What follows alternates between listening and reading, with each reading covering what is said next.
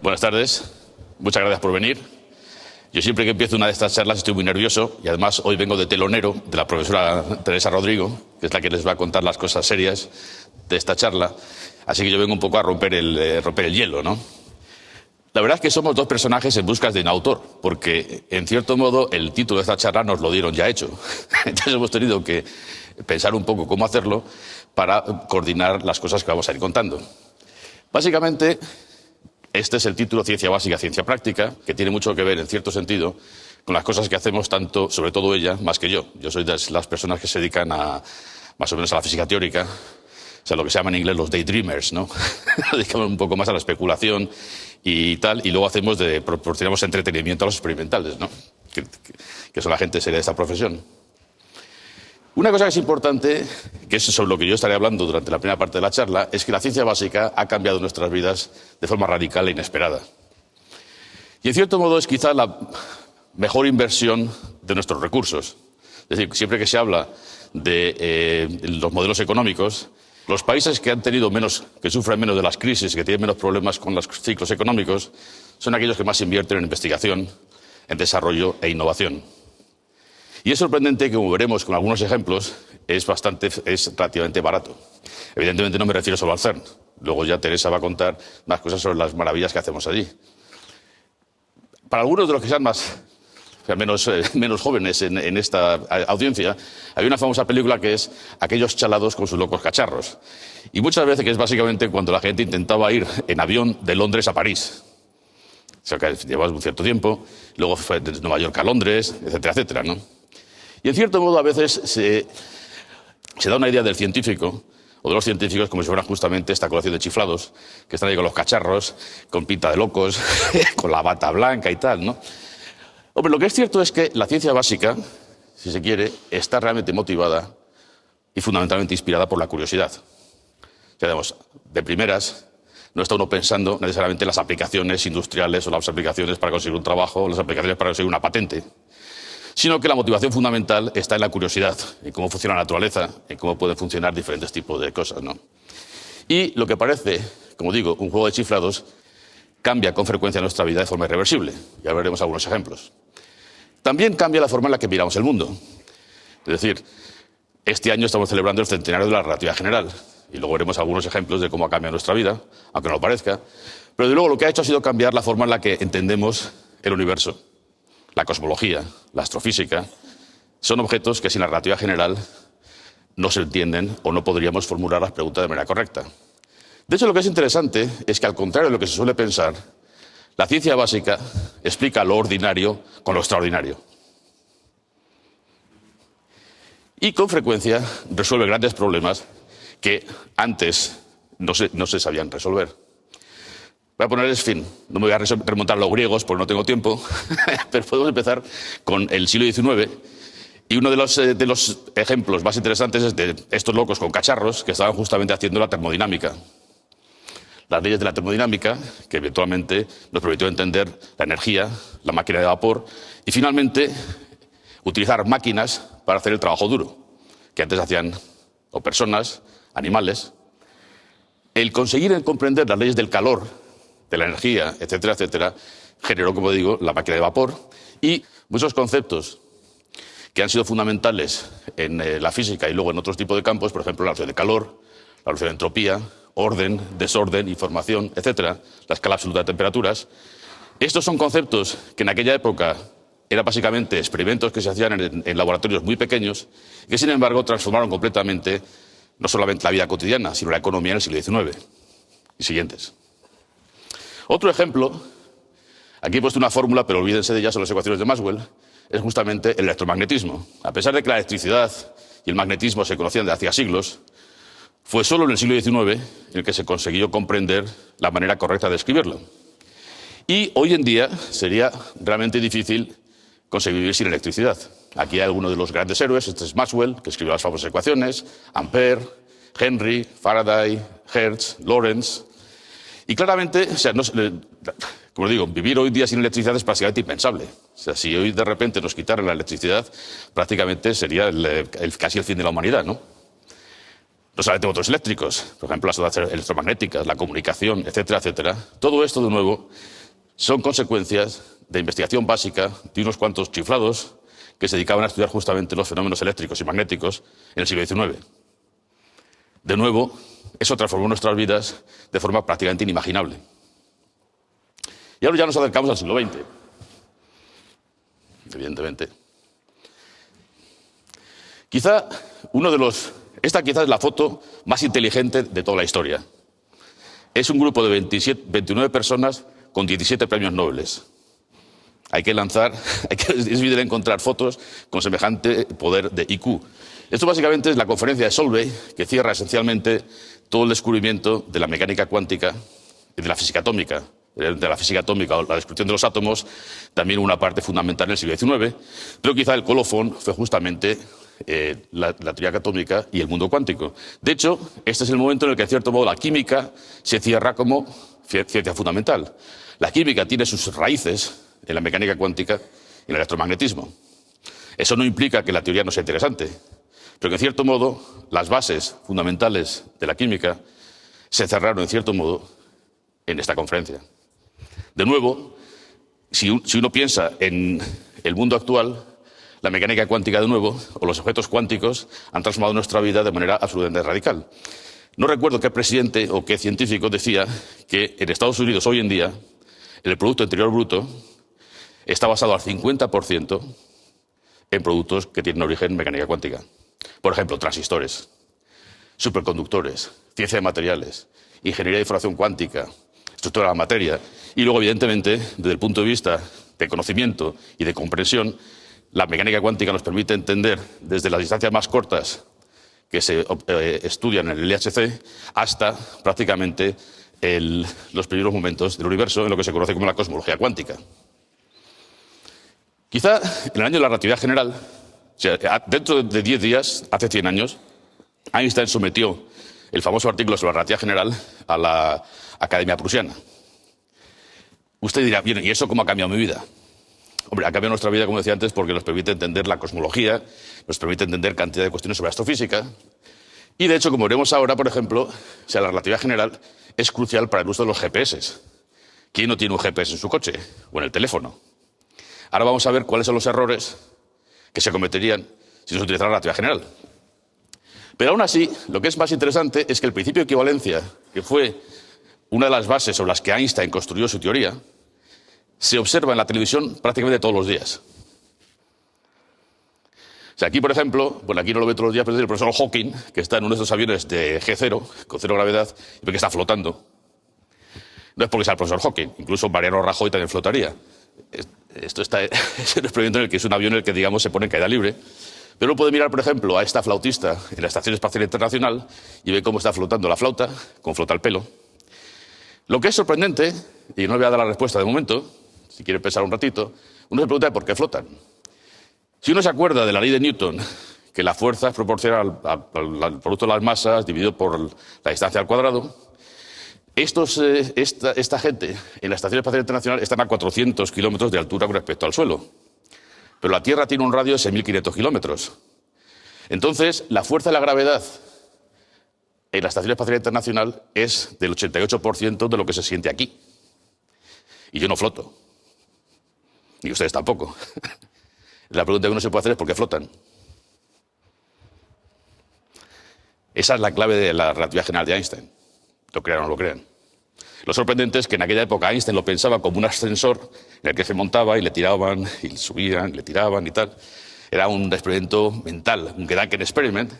Y hoy en día es una cosa rutinaria, pero la mayor parte de la gente no entiende el porqué. El GPS, que utilizamos todos, es básicamente una constelación de unos 28 satélites, de los cuales se supone que 24 tienen que funcionar. Están a una altura, órbitas de 20.000 kilómetros, de manera que van a unos 4 kilómetros por segundo de velocidad. Y el diseño de las órbitas está hecho de tal forma que en cada momento se ven al menos 6 satélites. Entonces, cada satélite lleva un reloj atómico, una precisión de una 1.000 millonésima de segundo, y entonces lo que se hace es que el receptor lo que ve es justamente las señales que le van mandando los satélites.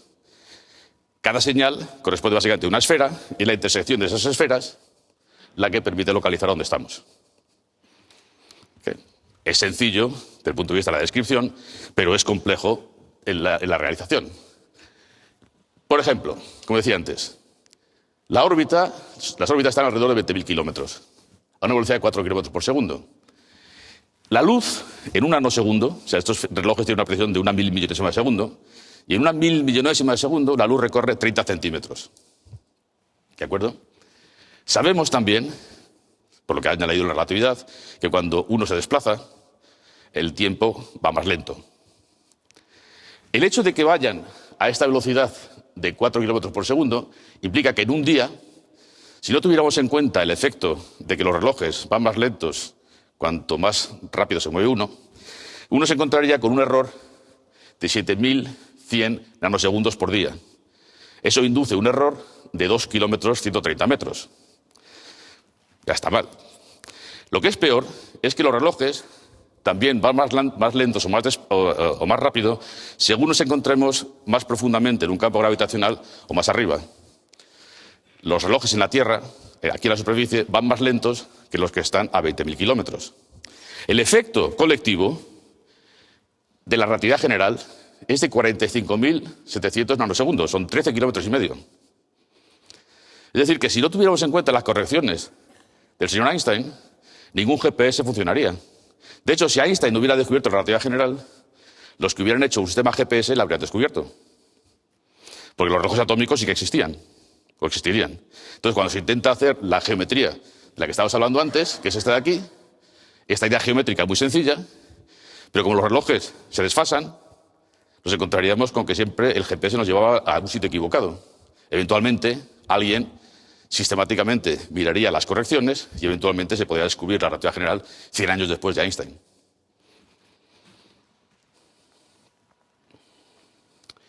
Vamos a hablar un poco del complejo del CERN, si no, el jefe me echaría la bronca a mí. Pero vamos, aquí, por ejemplo, lo que se encuentra son, esto es básicamente la colección de anillos que hay, que Teresa lo describirá con más detalle. Esto es el acelerador que había antes en el túnel del LHC, que se llama LEP, porque colisionaba electrones y positrones. Esto es actualmente el LHC, y estas son las fotos de dos de los experimentos más grandes, Atlas y CMS, cuando estaban siendo montados, ¿no? Entonces, más o menos para dar una idea. El LHC ha descubierto una serie de cosas. Quizá la más interesante que ha descubierto es que ha descubierto el modelo estándar, que es la manera en la que describimos nuestro conocimiento de las interacciones fundamentales, electromagnéticas, débiles, fuertes, y finalmente la partícula de Higgs, que está relacionada con la estructura del vacío y con la manera en la que se acomodan las masas. De hecho, en el laboratorio se venden tazas de café donde se puede escribir el modelo estándar. Fíjense que es fácil. Esto, en cierto modo, es la tabla periódica actual de los elementos y pues, describe básicamente las tres generaciones de quarks. En fin, esta es más o menos la generación en la que estamos hechos nosotros. Las otras dos no se sabe bien por qué están ahí. Y luego los que tienen las fuerzas fundamentales, que son las fuerzas que ligan los hadrones, los protones y los neutrones, las fuerzas que son responsables de la desintegración y la fuerza electromagnética.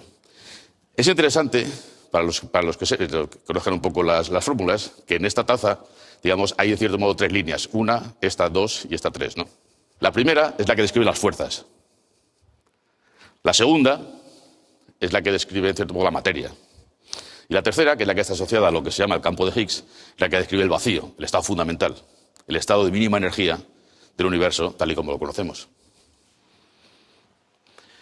Una de las aplicaciones sorprendentes de la física de partículas, aparte de nuevo de comprensión, es decir, me acuerdo que cuando se descubrió en el 2012, la gente decía, pues igual que cuando se descubrió el electrón en 1897, dentro de 100 años habrá la Higgstrónica.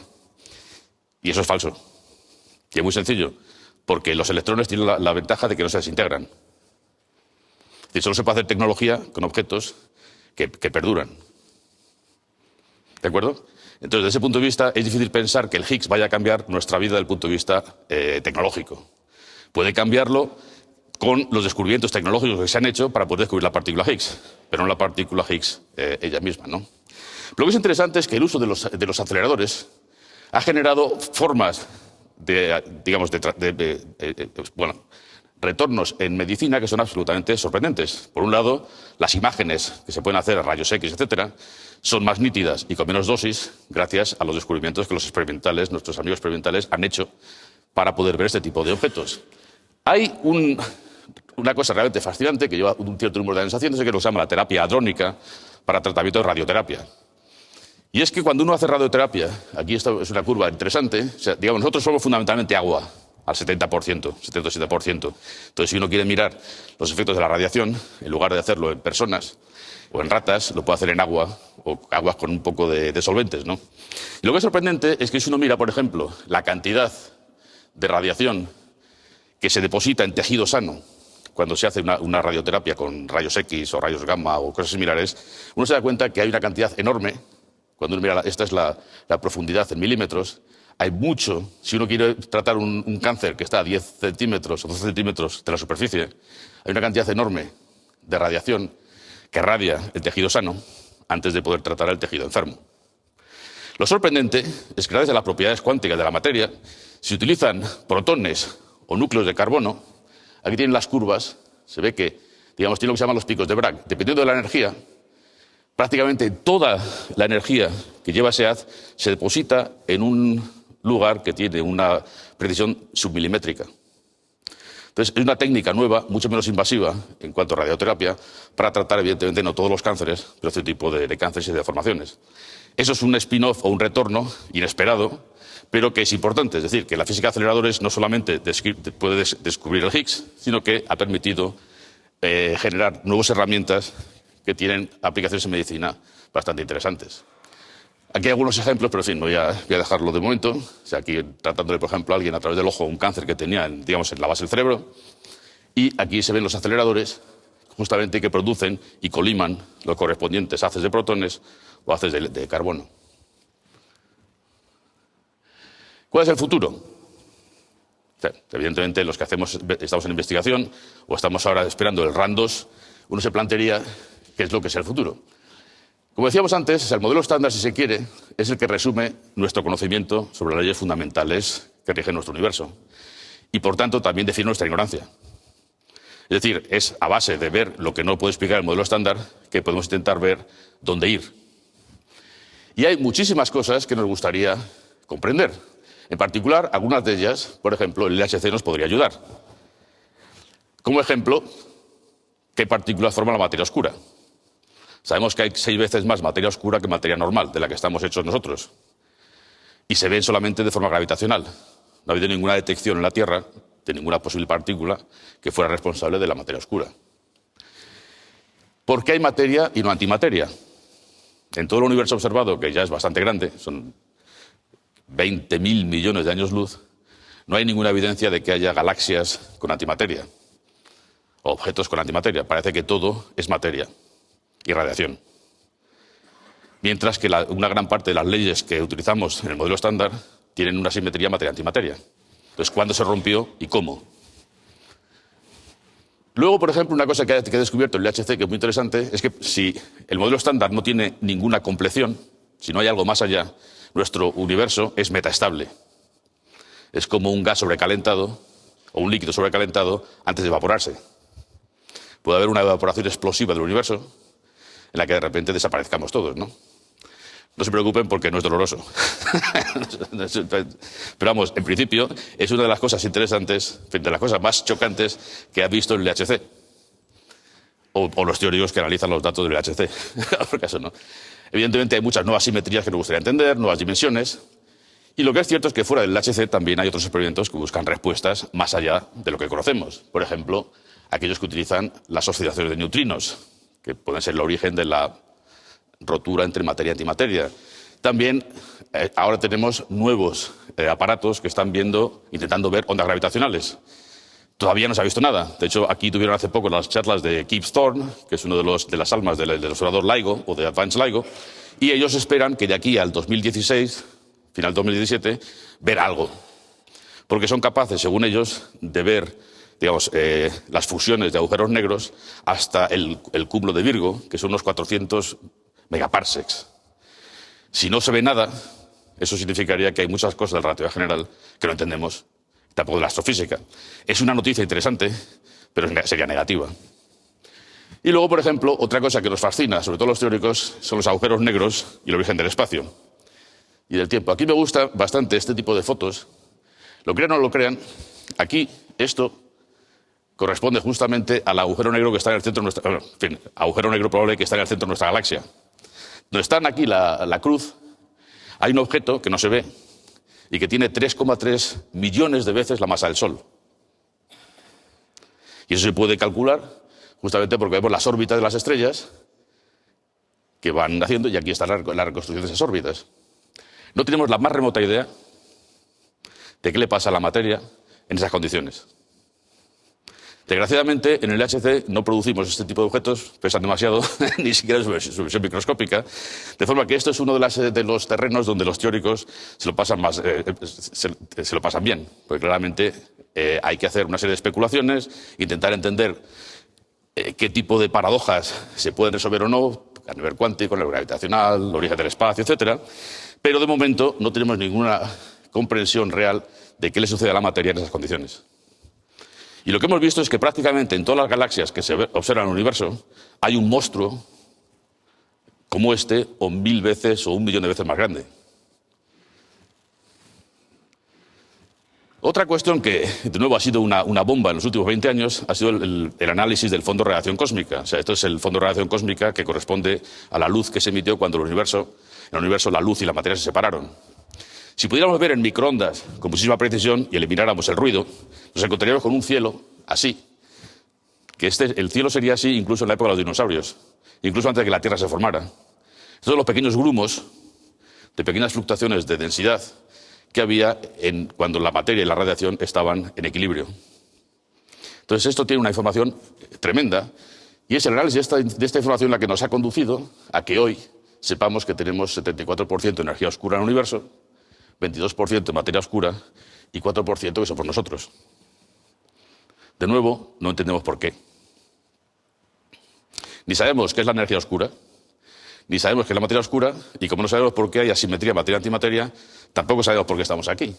O sea que al 100% queda mucho por entender. Así que termino. Como decía, queda mucho por entender, queda mucho por resolver, pero creo que la ciencia básica seguirá transformando nuestras vidas de forma inesperada, tanto a través de la comprensión como a través de la innovación. Muchas gracias.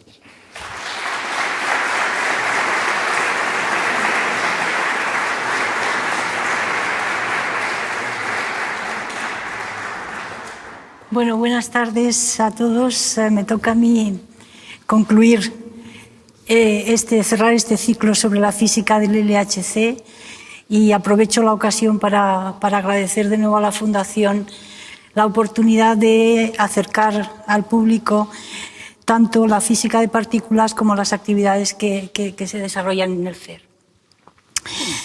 El título de la conferencia, como decía Luis, puede parecer que establece una dicotomía entre dos tipos de ciencia, una muy alejada y otra muy cercana al día a día. Yo creo más bien que en realidad, o es lo que veo con mi trabajo, que en realidad hay una única ciencia que está de hecho intrínsecamente ligada a nuestra vida cotidiana. Esta ciencia es la que permite el avance del conocimiento, que además genera cultura. Todos recordamos la influencia que, por ejemplo, Newton o Einstein tuvo en su época en el pensamiento de la época, tanto como los filósofos más famosos de su tiempo. Y además yo creo que la participación en los avances del conocimiento, la participación de la sociedad en el proceso de investigación y en los avances del conocimiento, de alguna manera hace que el método científico sea una herramienta para entender la realidad que permee a la sociedad entera. Y eso pienso que es muy bueno. Bueno, pues para que exista ese avance del conocimiento se requiere, como voy a intentar explicarles, del desarrollo tecnológico. Y esas dos cosas, con sus ciclos bien diferentes, tienen, como estaba diciendo Luis, tienen un enorme impacto social y económico en nuestras vidas. La verdad es que parece que los científicos, siempre que hablamos de ciencia, tenemos que vender nuestro trabajo, demostrar que es algo tangible, que vale la pena trabajar en ello.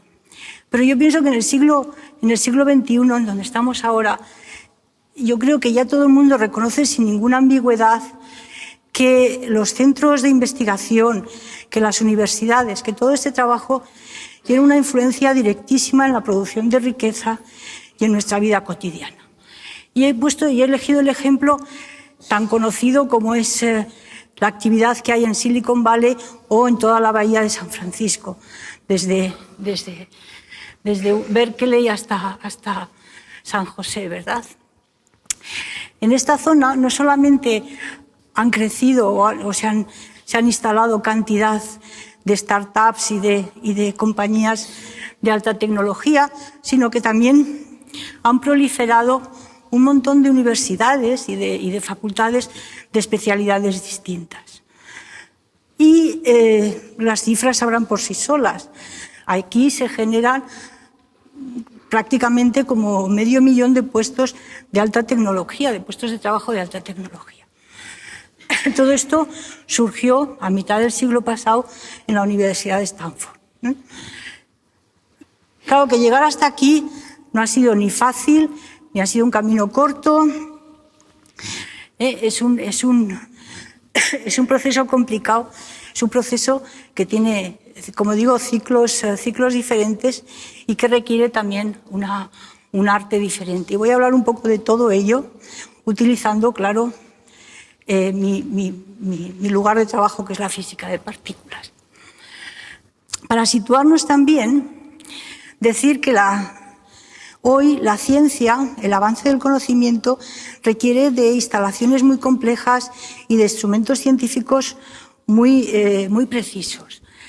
He cogido un par de ejemplos, uno de una de las disciplinas más antiguas, que es la astronomía, y estas son las instalaciones del Observatorio Europeo del Sur en Chile. Como ven, estas instalaciones de 4 telescopios no tienen nada que ver con la imagen romántica del astrónomo en su balcón. Y el otro ejemplo es de algo completamente distinto, de neurociencia, el macroproyecto del estudio del cerebro, donde también agrupa a cientos de científicos de muchas instituciones de todo el mundo que utilizan técnicas de análisis muy diversas y que hacen uso y desarrollo de enormes sistemas de computación o de la tecnología de información.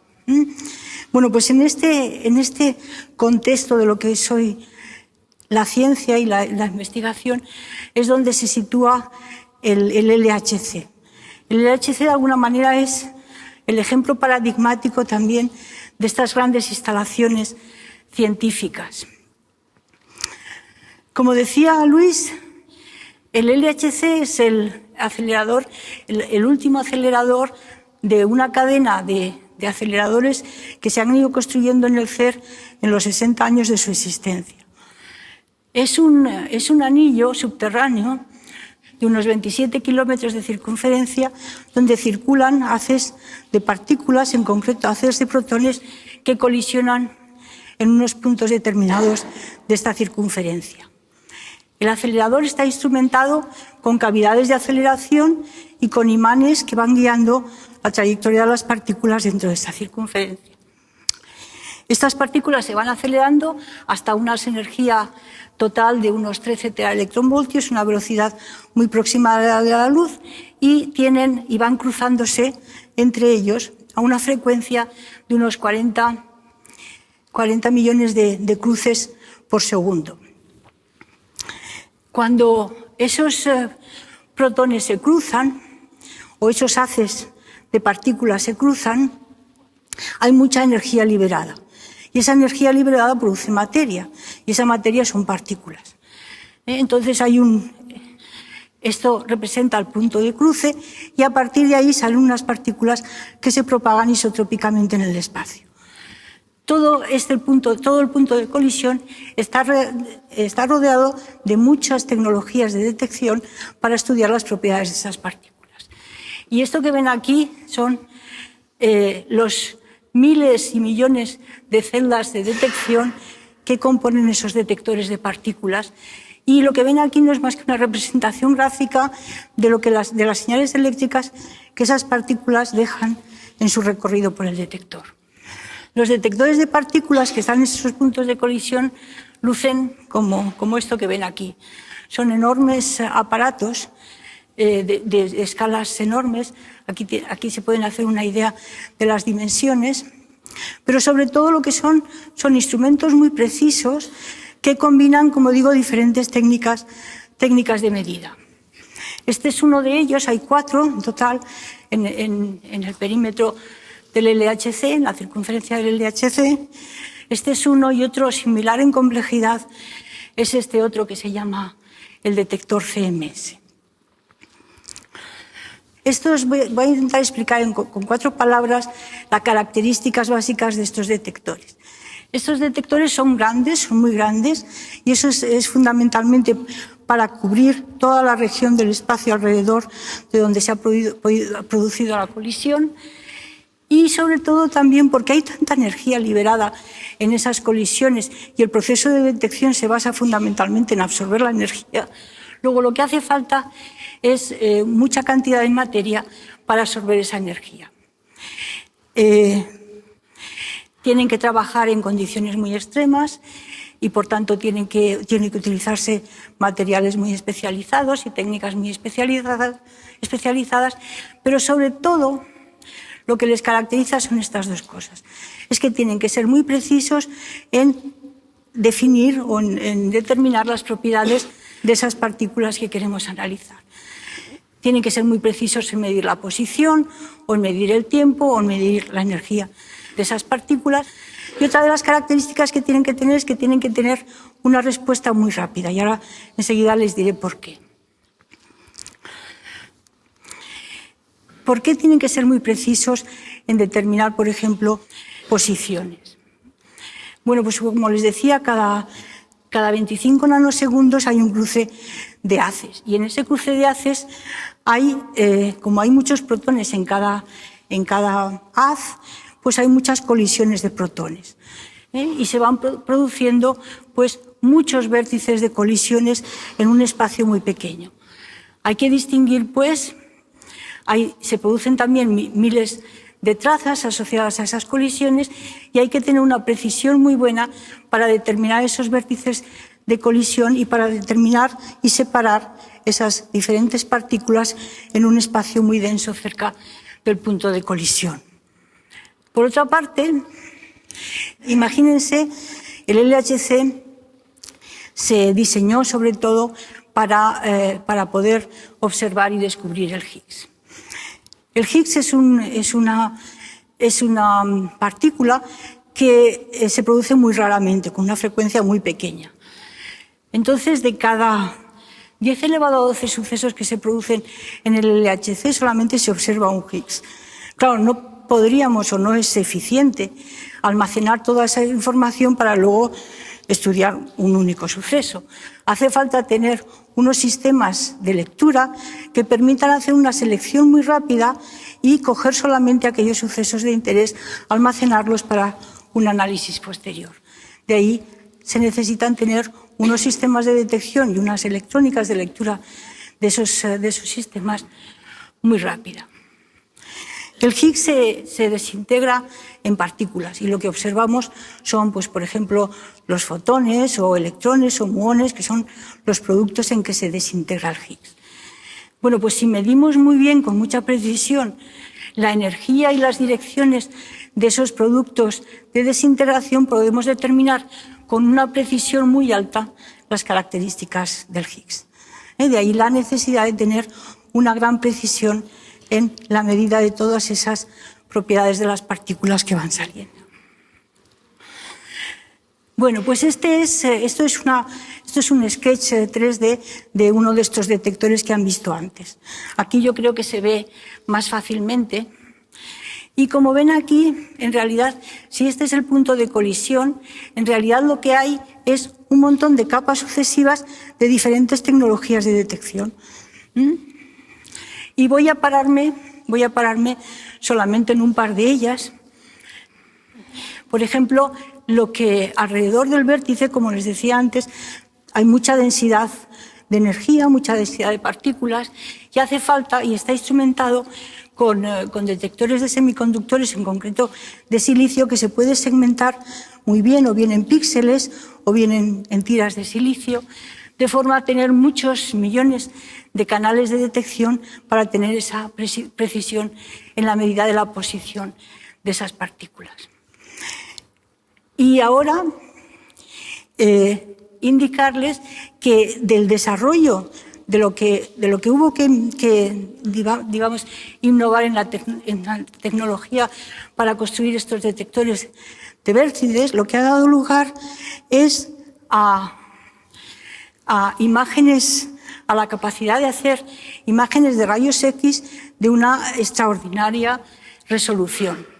Aquí les pongo, por ejemplo, uno de estos desarrollos y un ejemplo de dos imágenes de rayos X de una flor, o esto es el pecho de un ratoncito, el scan del pecho de un ratoncito, para que vean la resolución tan alta que puede conseguirse con estos aparatos.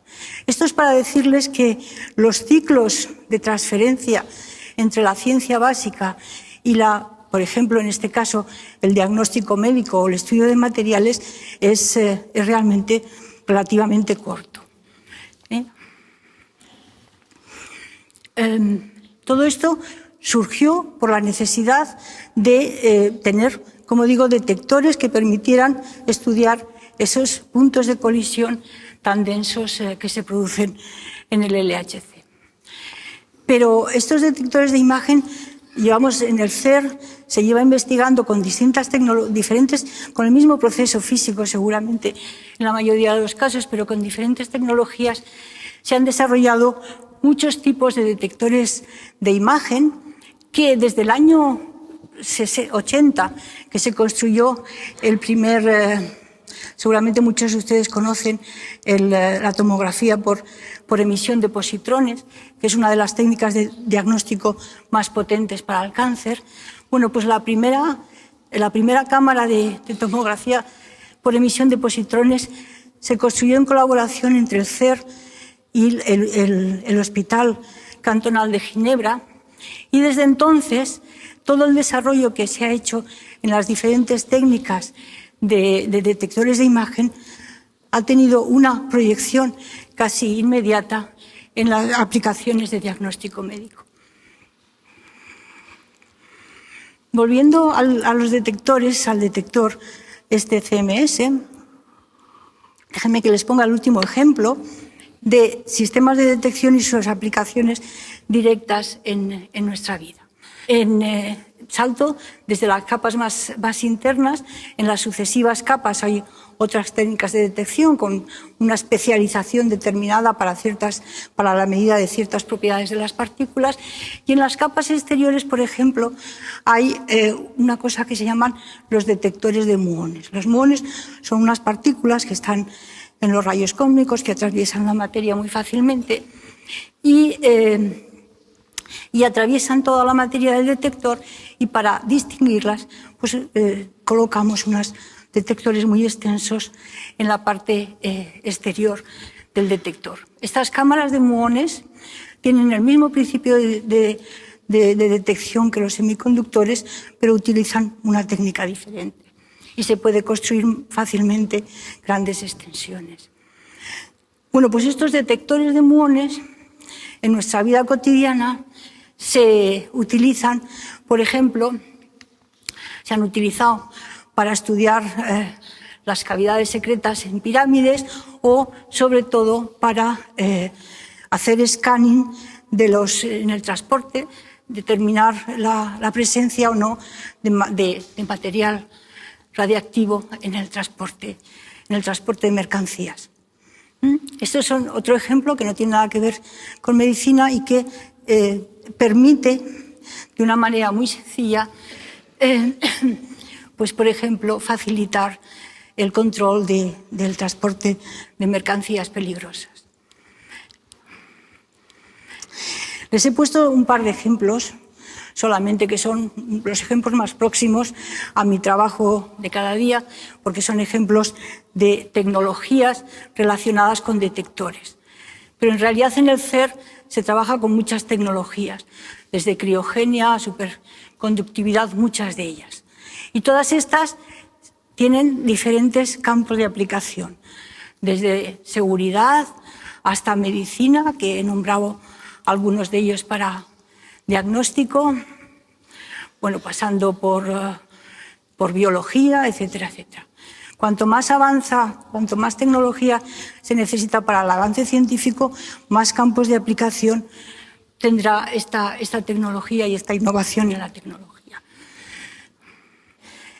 El problema que nos planteamos en el CERN también y en las universidades y en los centros de investigación es cómo mejorar esa transferencia de conocimiento.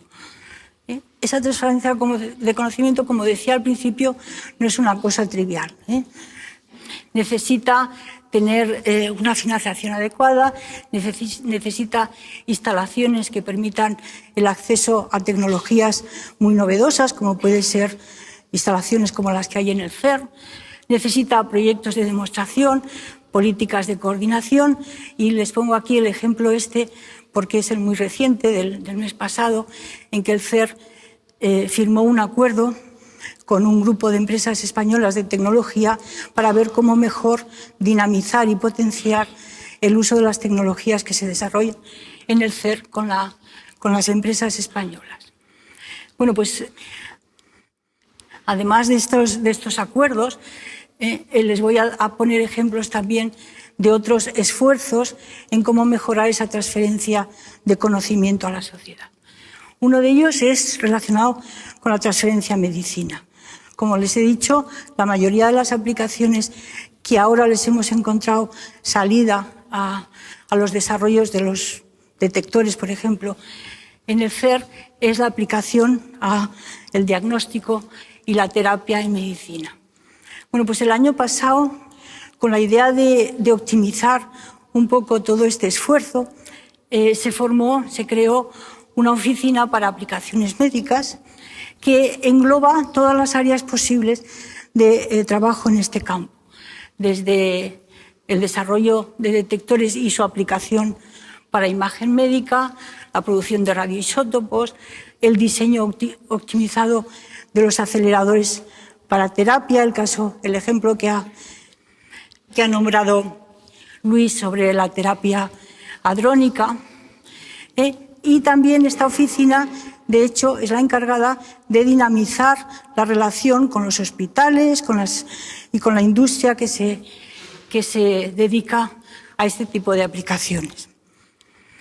El otro ejemplo, el segundo ejemplo que les quiero poner es este espacio nuevo, es una idea piloto, que es un espacio de trabajo que se ha abierto en el CERN hace unos pocos años, que la idea es potenciar el desarrollo de proyectos innovadores en el área de detectores.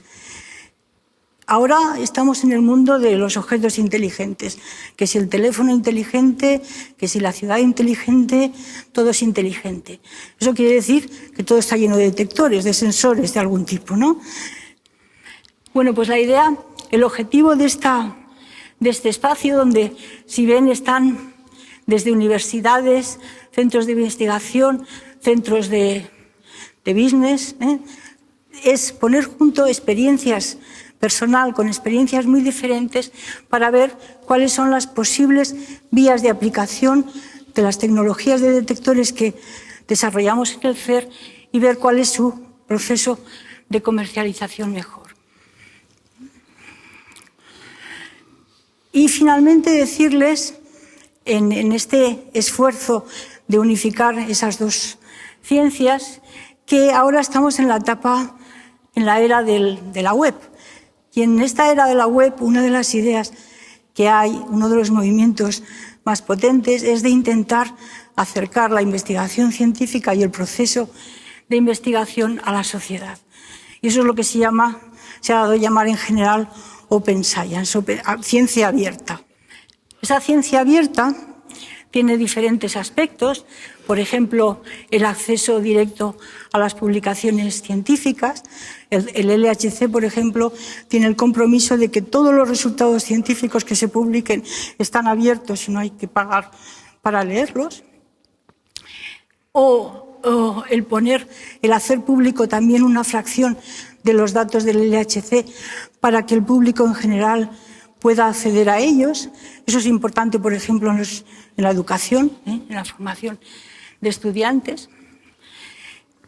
Otro ejemplo es lo que se llama Open Software. Open Software quiere decir hacer un desarrollo en código abierto para que todo el mundo tenga acceso al código de unos programas determinados y sean utilizados sin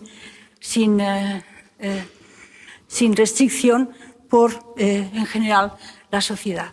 En concreto, el CERT tiene un acuerdo con una serie de compañías de tecnología de la información para desarrollar códigos en temas como seguridad de redes de infraestructura o análisis de negocios, etc. Y finalmente también lo que se llama, para acabar, Open Hardware, que es pues también hacer público y abierto diseños de circuitos integrados y cosas así. O sea, todo esto está de alguna manera revolucionando un poco el campo de la transferencia de conocimiento y la ligazón entre, digamos, el proceso de descubrimiento científico, el proceso de investigación científica y cómo la innovación se va permeando en la sociedad. De hecho, este verano, este debate es un debate abierto de cómo hacer todo esto, pero esto no está solamente en las revistas científicas. Este verano el The Economics sacó la idea de que junto a este Open Science, este abrir la ciencia a la sociedad, había que revisar también el concepto de comercialización y de innovación de los productos de alta tecnología científica. Y bueno, se hizo eco de este debate que como digo, es interesante y de alguna manera revoluciona un poco los esquemas antiguos de transferencia. Bueno, y ahora, para acabar, voy a volver al RAN 2 un segundín, donde nos habíamos quedado al final del RAN 1, era con el modelo de partículas elementales, que, como les han explicado hace un momento, pues explica una parte de nuestro universo, pero una parte pequeñita. El LHC ya tiene su espacio en los libros de texto gracias al descubrimiento del bosón de Higgs que se hizo en el año 2012.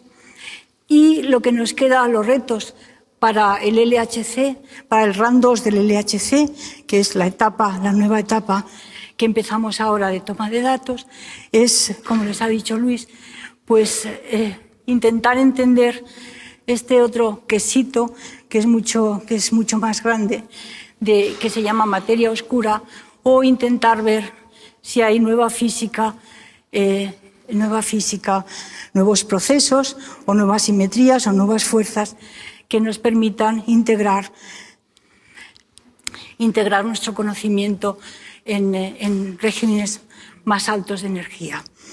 Claro, estos nuevos retos, implican también nuevos desarrollos tecnológicos y el siguiente paso en el proyecto del LHC es aumentar la luminosidad de la máquina. La energía es una energía que ya no la podemos aumentar más, es la que vamos a tener, pero en unos años, en unos 5 o 10 años, se pretende hacer una mejora en todos los elementos del acelerador y de los detectores que permitan aumentar el número de colisiones de los haces por un factor 10 para intentar acceder a procesos todavía más raros y todavía con una frecuencia de producción mucho más pequeños que incluso el bosón de Higgs. Y con esto acabo y muchas gracias por su atención.